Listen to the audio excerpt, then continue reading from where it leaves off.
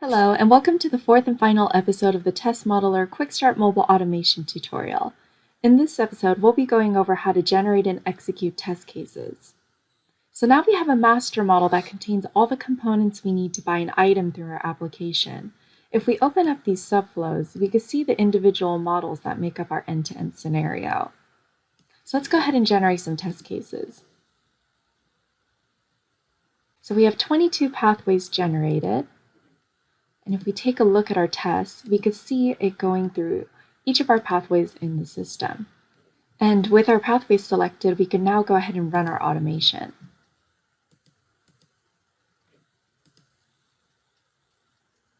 And we can see that all 22 of our tests executed with 20 passes and 2 failures. So here we can see the tests that passed. And if we take a look at the run results, we can see the screenshots that Test Modeler took while interacting with the application.